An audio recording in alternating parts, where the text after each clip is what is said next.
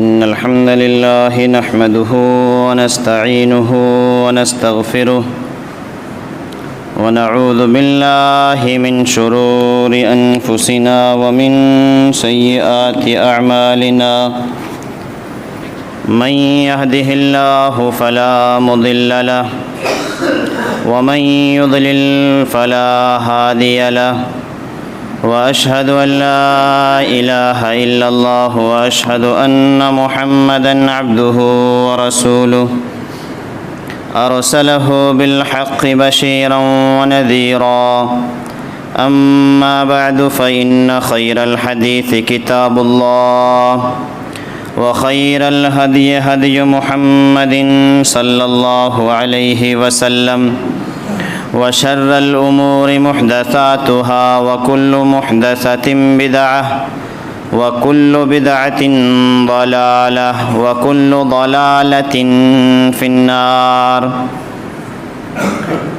أعوذ بالله السميع العليم من الشيطان الرجيم من همزه ونفخه ونفسه.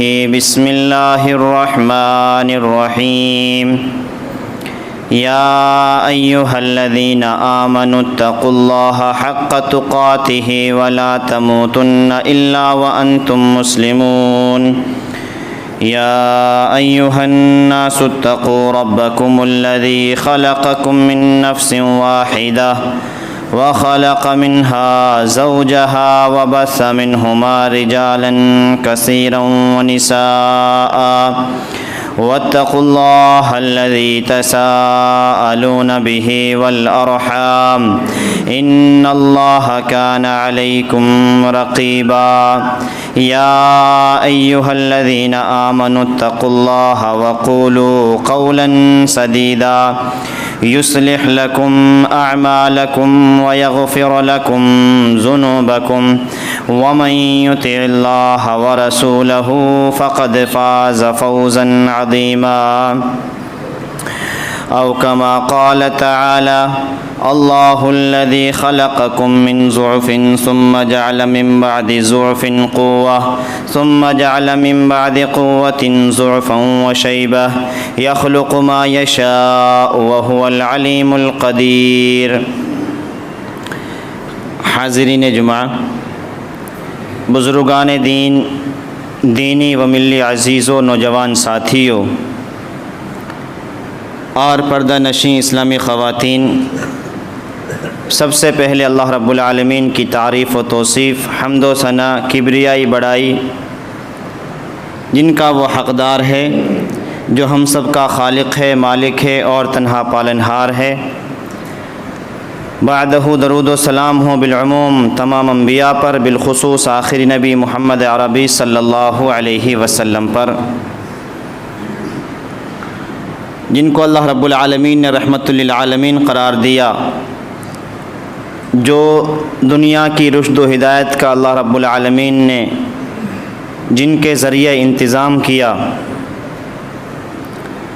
حاضرین جمعہ، آج کے خطبہ جمعہ میں پھر نوجوانی کی اہمیت کے تعلق سے چند باتیں آپ کے سامنے رکھوں گا. اللہ رب العزت سے دعا کرتے ہیں کہ مولا کریم حق بولنے کی اور صحیح بولنے کی اور اخلاص کے ساتھ بولنے کی توفیق دے، اور ہم سب کو عمل پیرا ہونے کی توفیق عطا فرمائیو. حاضرین جمعہ، نوجوانی کی جو زندگی ہوتی ہے، یقیناً یہ انقلابی زندگی ہوتی ہے. یہ وہ زندگی ہوتی ہے جس زندگی میں انسان کا خون گرم ہوتا ہے اور بہت زیادہ جوش پکڑا ہوا ہوتا ہے، اور انسان چاہتا ہے کہ دنیا کو وہ اپنے طریقے سے چلائے.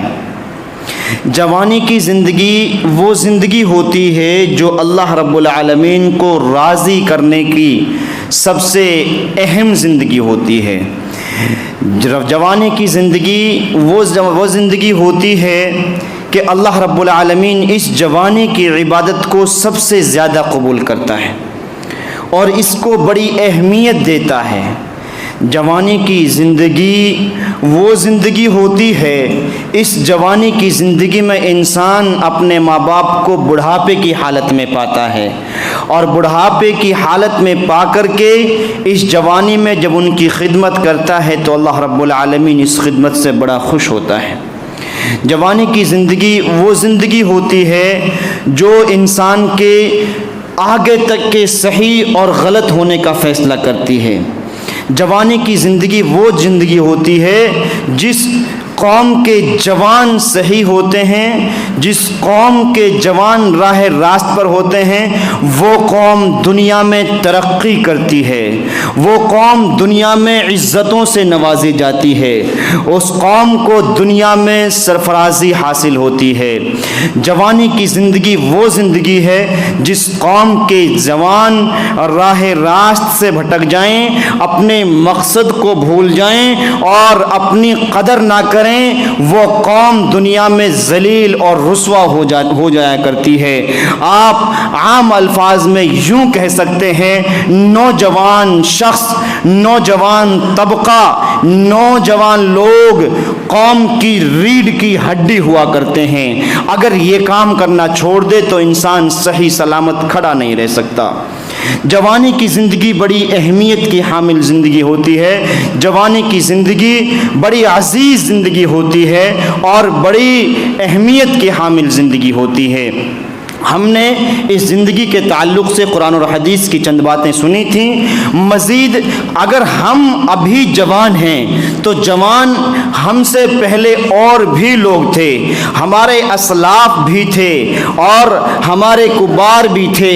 ہم ان کی جوانی کا جائزہ کریں گے اور احساس کریں گے کہ جو جوانی آج ہم جوانی پا کر کے جس جوانی کو ہم صرف یوں ہی ضائع کیے جا رہے ہیں، یوں ہی برباد کیے جا رہے ہیں، یوں ہی چوراہوں پر بیٹھ کر کے ختم کیے جا رہے ہیں اور یوں ہی موبائل میں لگ کر کے اپنے دل کو سکون دے رہے ہیں اور اپنے دن اور رات کو، صبح اور شام کو ہم خراب کر رہے ہیں اور احساس تک نہیں کر رہے کہ ہم نے کیا پایا اور کیا کھویا ہے۔ وہ موبائل جو انسان کا آج کھانا پینا بن چکا ہے، سونا اور اٹھنا بن چکا ہے، صبح اور شام بن چکا ہے، گویا کہ رات میں، دیر رات میں جب انسان سو رہا ہوتا ہے اور اس وقت موبائل کو وہ بند کر کے رکھتا ہے، اگر وہ موبائل اس کی بیک سائڈ میں رکھ دیتا ہے، بھول سے رکھ دیتا ہے، جب تک انسان کا چہرہ اس موبائل کی طرف نہیں ہو جاتا، اس انسان کو دیر رات میں بھی نیند نہیں آتی ہے۔ گویا کہ اگر موبائل نے تھوڑا سا اشارہ کرا تو اس انسان نے گھنٹوں موبائل کو دے دیے۔ آج ہم نے موبائل کو چلایا اور کئی ساری چیزیں سیکھیں، اور یوں نہیں کہ پوری قوم موبائل کا غلط استعمال کر رہی ہے، بہت سے لوگ بڑے بڑے فائدے اس موبائل سے حاصل کر رہے ہیں اور بڑی بڑی کامیابیاں ان کا قدم چوم رہی ہیں، مگر زیادہ تر نوجوانوں کو جو طبقہ ہے اس نے اپنی جوانی کو موبائل کے سپرد کر دیا ہے۔ لیکن اگر ہماری زندگی کا کافی اور بیشتر حصہ اس موبائل کو دیا جا رہا ہے اور جسے ہم یوں ہی خراب کیے جا رہے ہیں، اس موبائل سے بھی ہمیں کچھ سیکھنا چاہیے، اس موبائل سے بھی ہمیں کچھ احساس کرنا چاہیے۔ یہ موبائل تھا، ایک وقت تھا جب اس کو ایجاد کیا گیا تھا، اس میں چند بٹنیں اور چھوٹی سی اسکرین، صرف کام یہ تھا کہ آپ کو بٹن دبا کر کے کال لگانا ہے اور بات کرنا ہے۔ لیکن جب اس نے عروج پکڑا تو اس میں چھوٹی سی چیز کو اور شامل کیا گیا جس کو میسج کہہ سکتے ہیں، پھر آگے بڑھا تو اس نے MP3 اس میں ایڈ کی گئی جس کو آپ سن کر کے کچھ میوزک وغیرہ سننا جسے کہہ سکتے ہیں، جس نے مزید آگے ترقی کی، اس میں کیمرہ ایڈ کیا گیا، پھر آگے ترقی کی، اس میں نہ جانے کیسے کیسے ایپ اور کیسے کیسے سسٹم اس میں ڈال دیے گئے۔ گویا کہ انسان کی زندگی کا اور یوں کہہ لیجئے کہ کامیاب زندگی کا راز ایک موبائل میں چھپا دیا گیا۔ اس موبائل موبائل نے وقت کے اعتبار سے کئی طرح کی ترقی کی اور کئی طرح سے رخ موڑے اور کئی الگ الگ طریقے سے اس نے اس دنیا میں اپنے آپ کو دکھایا کہ میرا کوئی وقار ہے. لیکن اس موبائل کو ہم دیکھیں, اس میں آپ دنیا کا کوئی بھی کام کیجئے اور بڑا سا بڑا کام کیجئے, آپ فلمیں دیکھیے, عیاشی کیجئے یا گانے سنیے, قرآن سنیے, تلاوت سنیے, تقریریں سنیے, اسی طریقے سے اپنا بزنس کا کوئی کام کیجئے, آپ کچھ بھی کیجئے گا, لیکن جب موبائل پر کال آتی ہے تو موبائل آپ کو آگاہ کر دیتا ہے کہ اب یہ ذرا سائڈ میں کیجئے, کال آئی ہے, بات کیجئے. ایسا ہوتا ہے کہ نہیں ہوتا ہے؟ ہوتا ہے. آپ فیس بک چلائیے, چیٹنگ کیجئے, واٹس ایپ چلائیے, ویڈیو دیکھیے, آڈیو سنیے, جو بھی کچھ کرنا ہے آپ کریے, لیکن جب بھی موبائل پہ کال آئے گی وہ آپ کو متنبہ کر دے گا اور آپ کے سامنے شو ہوگا کہ اب کال آ رہی ہے, آپ کو بات کرنا ہے. اس موبائل کو جب ایجاد کیا گیا تھا, اس میں صرف یہی تھا کہ کال پہ بات کرنی, صرف اتنا ہی دیا تھا, اتنا ہی دیا تھا کہ کال پہ بات ہوگی. اور موبائل اس چیز کو اس وقت سے لے کر اب تک یاد رکھے ہوئے ہے. آپ دنیا کا کوئی بھی بڑا کام کر رہے ہیں لیکن وہ آپ کو بتا دیتا ہے کہ کال آ رہی ہے, بات کرنی ہے.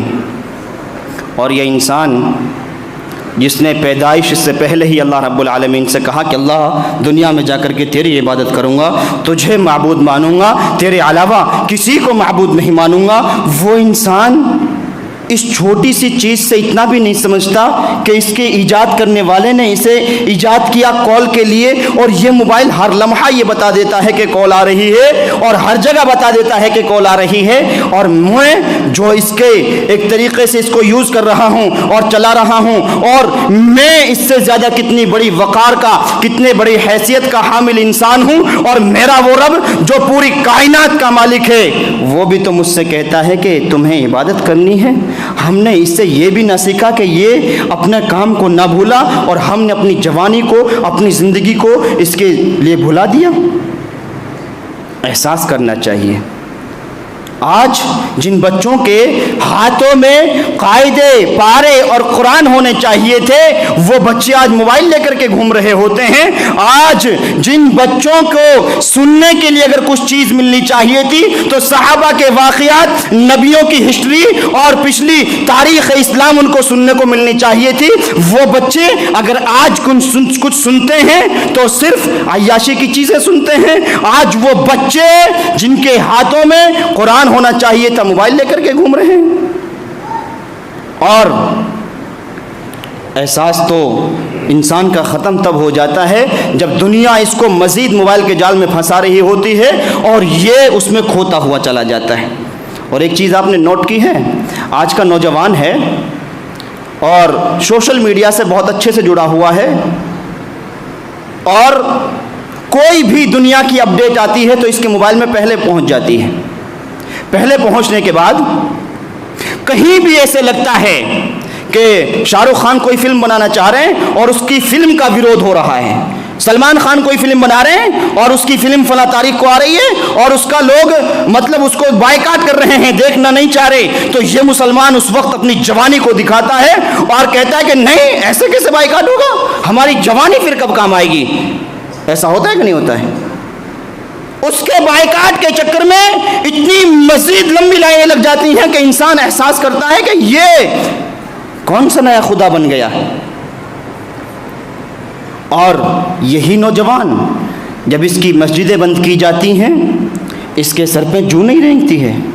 یہی نوجوان, یہی شخص جب دنیا کے لوگ یہ آواز اٹھا رہے ہوتے ہیں کہ اذان نہ دی جائے, اس وقت اس کو یہ محسوس نہیں ہوتا کہ اذان کا بائیکاٹ ہو رہا ہے, مسجد کا بائیکاٹ ہو رہا ہے, اس کا ویرودھ ہو رہا ہے, تو ہمیں ان میں بھی اپنا کچھ یوگدان دینا چاہیے, ان میں بھی اپنا کچھ حصہ لینا چاہیے. کتنی مخالفتیں ہو جائیں, اور مخالفتیں کیا, مسجدوں کو توڑ دیا جائے, ان کو شہید کر دیا جائے, ختم کر دیا جائے, اور آگے تک کی زندگی کے لیے اس کو نابود کر دیا جائے, اسے یہ احساس تک نہیں ہوتا کہ نہیں ایسا نہ ہو کہ اللہ کرے کبھی, اللہ نہ کرے کبھی ہمارے یہاں بھی یہ معاملہ درپیش آ جائے. ہمیں جیتے جی اپنی زندگی میں اپنی نماز گاہ کی, اپنی سجدہ گاہ کی, اپنی مسجد کی حفاظت اس طریقے سے کرنی چاہیے کہ جب کبھی کوئی نظر اٹھائے تو ہمیں دیکھے کہ ہم یہاں سجدہ کر رہے ہیں, کسی کی ہمت نہ ہو کہ ہماری طرف آئے.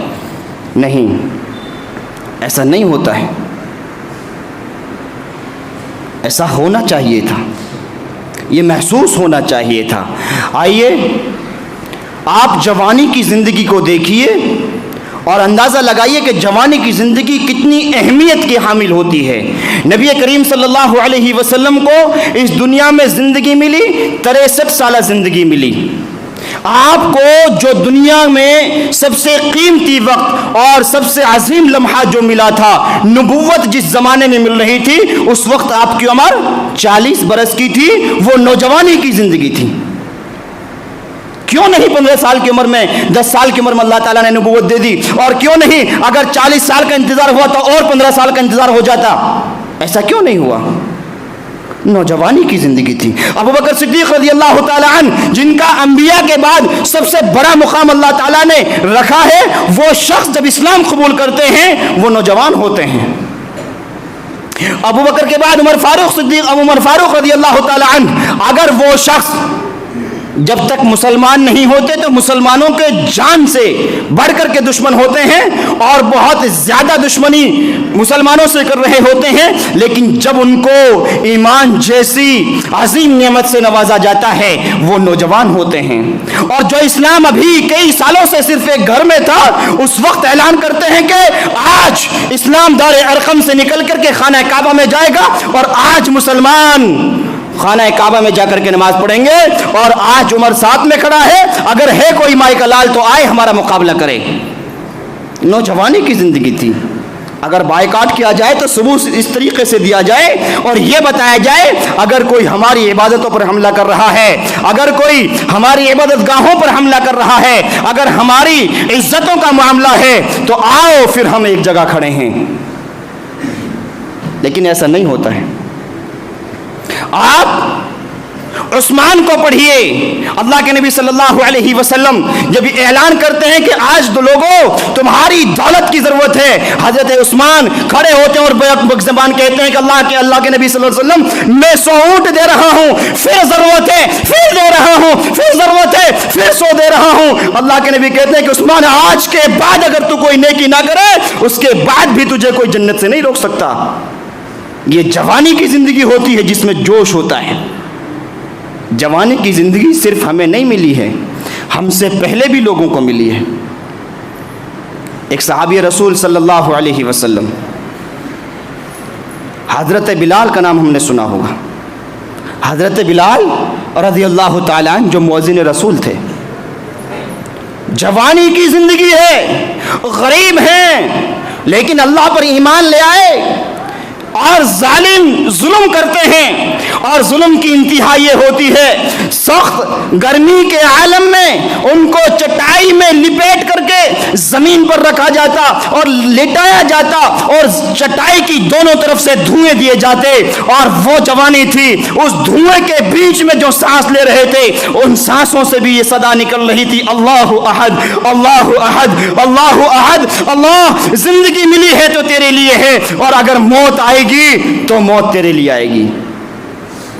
کسی شاعر نے کیا خوب یہ شعر کہا تھا، جان دی ہوئی اسی کی تھی، حق تو یہ ہے کہ حق ادا نہ ہو سکا۔ پوری زندگی اللہ کے لیے لگا دے، اللہ کے لیے مر جائے، اور اس کے بعد یہ سوچے کہ نہیں میں کمال کر کے آیا ہوں، تو یہ سوچ انسان کی بیکار ہو جاتی ہے۔ ایک صحابی رسول صلی اللہ علیہ وسلم مصعب بن عمیر رضی اللہ تعالی عنہ وہ شخص ہیں اور ایسے نوجوان ہیں، اتنے مالدار ہیں۔ آج کے نوجوان غور کر اپنی زندگی پر اور احساس کر تیری جوانی میں تجھے ضرورت کس چیز کی ہوتی ہے، تیری خوبصورتی کی، اور تیری خوبصورتی کے ساتھ ساتھ تیری دولت کی اور تیرے رئیس ہونے کی، اپنے اچھی بوڑی کی، اس چیز کی ضرورت ہوتی ہے۔ اس شخص کو دیکھیے، وہ شخص جس کو مصعب بن عمیر کے نام سے مورخین نے اور تاریخ نے اور امام بخاری رحمۃ اللہ علیہ نے صحیح بخاری میں نقل کیا ہے، اور کہتے ہیں کہ وہ جوان ہیں، اور ایسے جوان ہیں ان کی خوبصورتی کا اندازہ اگر آپ لگانا چاہیں تو دنیا میں سب سے زیادہ عظیم خوبصورت اگر شخصیت کوئی تھی تو نبی کریم صلی اللہ علیہ وسلم تھے۔ اللہ کے نبی صلی اللہ علیہ وسلم سے اگر کسی صحابی کا چہرہ سب سے زیادہ ملتا تھا تو وہ یہی صحابی رسول مصعب بن عمیر تھے۔ ان کا چہرہ سب سے زیادہ ملتا تھا، خوبصورتی میں یہ عالم تھا، اور دولت یہ تھی کہ آپ جو کپڑا ایک بار پہن لیتے اور اچھے سے اچھا کپڑا پہنتے، دوبارہ اس کو جسم پر نہیں لگایا کرتے تھے۔ ہم تو کتنے ہی رئیس ہو اور کتنے ہی اچھے کپڑے بنوا لیں، پھر بھی یہ ضرور سوچتے ہیں کہ ایک سال تو پہن ہی لیں گے، اب کی یہ شادی میں پہن لیا اگلی بار وہاں پہن لیں گے، یا اب یہاں پہن لیا تو اگلی بار وہاں کام آئے گا، کتنے ہی بڑے رئیس ہوں، لیکن وہ ایک بار پہننے کے بعد دوبارہ نہیں پہنا کرتے تھے۔ جوتے ایک بار پہنے دوبارہ نہیں پہننے، خوشبو لگائی اور جس گلی سے نکلتے تھے لوگ پہچان لیا کرتے تھے اس گلی سے مصعب بن عمیر نکلا ہے، ایسی خوشبو لگایا کرتے تھے۔ اور مکہ اچھا خاصا بازار ہونے کے بعد ان کی یہ ساری چیزیں باہر سے آیا کرتی تھیں، اتنے مالدار تھے۔ کب تک تھے؟ ان کے کانوں میں آواز پہنچتی ہے، اعلموا انما الحیات الدنیا لعب ولہو وزینۃ وتفاخر بینکم وتکاثر فی الاموال والاولاد۔ اے لوگو، اس چیز کو جان لو، یہ دنیا کی زندگی کھیل ہے، تماشا ہے، اور تماشے کے علاوہ کوئی چیز نہیں ہے۔ آج تماشا دیکھنا ہے۔ تماشا کسے کہتے ہیں؟ تماشا ہوتا کیا ہے؟ آپ نے فلمیں دیکھی ہوں گی، ویڈیوز دیکھی ہوں گی، سیریلز دیکھے ہوں گے، پاکستانی ایپیسوڈ بھی دیکھے ہوں گے، 2 گھنٹے کا دیکھا، 4 گھنٹے کا دیکھا، 6 گھنٹے کا دیکھا، ان میں کسی کو مقام ملا کہ کوئی پولیس آفیسر ہے اور کوئی اس کا بادشاہ ہے، کوئی اس کا ہیرو ہے، کوئی اس میں چور ہے، کسی کو کچھ ملا، کسی کو کچھ ملا، لیکن آپ نے 4 گھنٹے دیے اور دیکھا کہ اس کے 4 گھنٹے میں فلاں شخص اس میں ایک بادشاہ ہے، ایک وزیر ہے، کسی کو ہیرو بننے کا اس میں مقام ملا ہے، لیکن وہ 4 گھنٹے کی زندگی جو ہوتی ہے، اس زندگی کے بعد اگر اس شخص کو آپ دیکھیں، حقیقی نظر سے آپ دیکھیں اور سچی نظر سے آپ دیکھیں، وہ آپ کو بادشاہ نہیں، وہ آپ کو پولیس آفیسر نہیں، وہ اچھے مقام والا نہیں، اچھے مرتبے والا نہیں، بلکہ ہماری طرح عام انسان نظر آئے گا، ہماری طرح سے ایک عام انسان نظر آئے گا، اور محسوس ہوگا کہ ہم نے جو 4 گھنٹے دیے وہ ایک تماشا تھا، اور 4 گھنٹے کے لیے اس کو یہ مقام ملا تھا، اس کے علاوہ اس کو کوئی مقام نہیں، اس کو کوئی حیثیت نہیں، اس کو کوئی رتبہ نہیں، اس کو کوئی عہدہ نہیں۔ وہ 4 گھنٹے کی جو زندگی ہے، اس زندگی میں جو آپ نے تماشا دیکھا ہے وہی تماشا ہے، اور اس تماشے کا ایک وقت مقرر ہے، ایک وقت مقرر ہونے کے بعد وہ ختم ہو جاتا ہے۔ 4 گھنٹے کے بعد انسان کو محسوس ہوتا ہے اس کی باڈی ایسی دیکھی تھی لیکن ایسی ہے نہیں، اس کو ایسا دیکھا تھا لیکن ایسا ہے نہیں۔ صحابی رسول صلی اللہ علیہ وسلم مصعب بن عمیر کی کانوں میں جب یہ آواز پہنچتی ہے کہ لوگوں، دنیا کی زندگی کھیل ہے، تماشا ہے، وہ ایمان لے آتے ہیں، مسلمان ہو جاتے ہیں، اور مسلمان ہونے کے بعد ایک وقت ہوتا ہے کہ نبی کریم صلی اللہ علیہ وسلم مصعب بن عمیر کو دیکھتے ہیں، اور دیکھ کر کے آنکھوں سے آنسو آ جاتے ہیں۔ مصعب بن عمیر نے ایک چادر اوڑھی ہوئی ہے اور جو پھٹی ہوئی ہے، اور جس کو مصعب بن عمیر نے اپنے ہاتھوں سے سلا ہوا ہے۔ اپنے صحابہ سے کہتے ہیں کہ صحابو، اے میرے صحابہ، غور کرو اس شخص پر، دیکھو اس شخص کو، اس کی زندگی کتنی عیش و آرام والی زندگی تھی، کتنی سکون والی زندگی تھی، لیکن جب اس نے اسلام قبول کیا، اس نے دنیا کو ٹھوکر ماری اور دنیا کو اپنے پیر کے جوتے پر رکھ کر کے پھینک دیا، اس کے بعد دنیا نے اس کا عالم یہ کر دیا کہ اس کے پاس چادر بھی ہے تو پھٹی ہوئی ہے، اور نبی کریم صلی اللہ علیہ وسلم کی آنکھوں میں آنسو آ جاتے ہیں۔ اتنا ہی نہیں، آپ رضی اللہ تعالیٰ عنہ جنگ احد کے لیے جاتے ہیں، اور جنگ احد میں آپ شہید ہو جاتے ہیں، اور شہید ہونے کے بعد جب کفار ان کو دیکھتے ہیں کہ مر گئے ہیں تو کفار خوشی مناتے ہیں، اور خوشی پتہ کس چیز کی مناتے ہیں؟ کفار خوشی اس چیز کی مناتے ہیں کہ ہم نے آج نبی کو مار دیا ہے۔ چہرہ بہت ملتا جلتا تھا۔ آپ جنگ احد کو پڑھیے، ان کی خوشی کا عالم یہ تھا کہ اب ان کا اسلام ختم، کیونکہ جو نبی تھے وہ نبی مر گئے۔ بعد میں پتہ لگتا ہے کہ مصعب بن عمیر ہیں.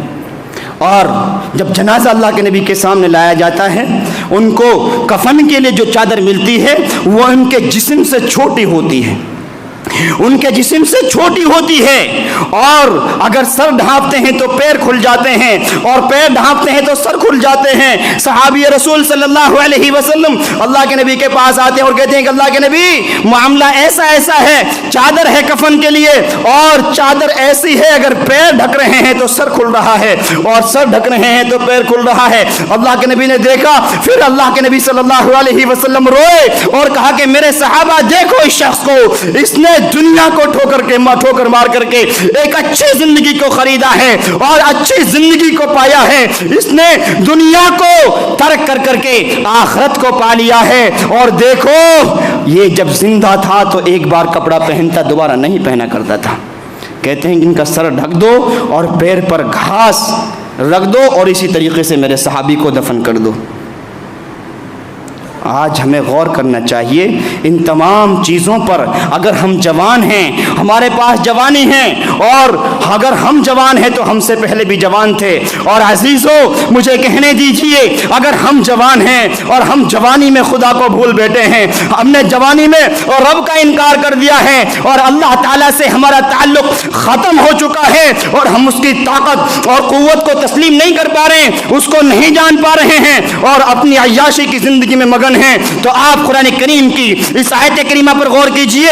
فلولا اذا بلغت الحلقوم، جس فرشتے نے حضرت آدم علیہ السلام کی روح کو نکالا، تمام انبیاء کی روح کو نکالا، بڑے بڑے جوانوں کی روح کو نکالا، بڑے بڑے رئیسوں کی روح کو نکالا، اور جس نے ہمارے والدین، ہمارے دادا پردادا کی روح کو نکالا، وہی فرشتہ ایک دن ہمارے پاس بھی آنے والا ہے. اور اللہ تعالیٰ اس وقت کو یاد دلاتے ہوئے کہتا ہے فلولا اذا بلغت الحلقوم، اگر تم جوان ہو، اگر تمہارے پاس جوانی ہے، قوت ہے، طاقت ہے، اور تم کسی طاقت کو مانتے نہیں، تم اللہ کو نہیں مان رہے ہو، تو ایک کام کرو، جب تمہارے جسم سے روح نکل رہی ہے اس فرشتے سے یہ کہہ کر کے دکھاؤ کہ میری روح مت نکال. دیکھا ہے کسی کو؟ اس سے اپنی روح چھین کر کے دکھاؤ. وَأَنْتُمْ حِينَئِذٍ تَنْظُرُونَ، جب تمہاری روح حلقوں تک آ جاتی ہے تو روک دی جاتی ہے. کیوں؟ اپنی طاقت دکھاؤ، اپنی بادشاہ دکھاؤ. وَأَنْتُمْ حِينَئِذٍ تَنْظُرُونَ وَنَحْنُ أَقْرَبُ إِلَيْهِ مِنْكُمْ وَلَكِنْ لَا تُبْصِرُونَ. اللہ تعالیٰ کہتا ہے ایسا نہیں کہ تم سے وہ فرشتے مخفی ہیں، تم ان کو دیکھ رہے ہوتے ہو، مشاہدہ کر رہے ہوتے ہو، اور تمہیں پتہ ہے کہ میری روح نکل رہی ہے. اب روح نکال کر اور روک کر کے دکھاؤ. وَنَحْنُ أَقْرَبُ إِلَيْهِ مِنْكُمْ وَلَكِنْ لَا تُبْصِرُونَ. اللہ تعالیٰ کہتا ہے کہ ہم ایسے موقع پر بھی جب فرشتے تمہاری روح نکال رہے ہیں اس وقت بھی ہم تمہارے بہت قریب ہوتے ہیں. وَلَكِنْ لَا تُبْصِرُونَ، لیکن تم ہمیں دیکھ نہیں پاتے. اللہ تعالیٰ اس وقت بھی انسان کے قریب ہوتا ہے. فَلَوْلَا وَأَنْتُمْ حِينَئِذٍ تَنْظُرُونَ وَنَحْنُ أَقْرَبُ إِلَيْهِ مِنْكُمْ وَلَكِنْ لَا تُبْصِرُونَ. فَلَوْلَا إِن كُنْتُمْ غَيْرَ مَدِينِينَ، اگر طاقتور ہو، قوت والے ہو، شہرت والے ہو، اللہ کے منکر ہو اور عبادت نہیں کرتے، اس کی قوت کو تسلیم نہیں کرتے، تو ایک کام کرو، روک کر کے دکھاؤ. اور فلولا ان کنتم غیر مدینین ترجعونها ان کنتم صادقین، اگر تم اپنے اس وعدے میں سچے ہو، میں جوان ہوں، میں طاقتور ہوں، میں شہرت یافتہ ہوں، تو کر کے دکھاؤ. اور اگر نہیں کر سکتے تو تم سچے نہیں ہو. اور تاریخ گواہ ہے کوئی ایسا نہیں کر پاتا. جس کے پاس فرشتہ آیا اس کو لے کر کے چلا جاتا ہے. عزیزو ہمیں غور کرنا ہوگا. صحابی رسول صلی اللہ علیہ وسلم جب تک وہ ایمان نہیں لاتے تھے یقیناً دنیا میں کھوئے رہتے تھے، لیکن جب وہ ایمان لاتے تو وہ دنیا کو اس طریقے سے اپنی جوتے کی نوک پر رکھتے اور کہتے کہ نہیں، اب ہمیں دنیا کی ضرورت نہیں ہے. لیکن احساس اور افسوس آج ہمیں ہوتا ہے کہ آج امت مسلمہ اپنی زندگی کو اور اپنی جوانی کو یوں ہی ضائع کری جا رہی ہے اور احساس تک نہیں کر رہی ہے. علامہ اقبال نے اس کا کیا خوب نقشہ کھینچا تھا اور کہا تھا وائے ناکامی متاع کارواں جاتا رہا، وائے ناکامی متاع کارواں جاتا رہا، اور کارواں کے دل سے احساس ضیاء جاتا رہا. اے نوجوان تیری زندگی لٹ رہی ہے، تیری جوانی ضائع ہو رہی ہے، اور تجھے احساس بھی نہیں ہو رہا کہ میری جوانی ختم ہو رہی ہے. تجھے محسوس بھی نہیں ہو رہا کہ میں اپنی زندگی کے اچھے خاصے لمحات کو بہت قیمتی قیمتی لمحات کو یوں ہی ضائع کر رہا ہوں، یوں ہی برباد کر رہا ہوں۔ اے مسلمان، احساس کر، غور کر اور سمجھ اس بات کو، اگر تو جوان ہے تو تیری جوانی بہت بڑی قیمت کی حامل ہے۔ اگر تو جوان ہے تو یہ جوانی اللہ رب العالمین کو بہت پسند ہے، اور اگر تجھے اللہ رب العالمین کو راضی کرنا ہے، اس جوانی میں اللہ تعالیٰ کے سامنے آ کر کے جھک جا۔ اللہ تعالیٰ سے دعا کرتے ہیں کہ مولا کریم تو ہماری جوانی کو نبی کریم صلی اللہ علیہ وسلم کے طریقے پر جینے کی تو ہمیں توفیق نصیب فرما دے۔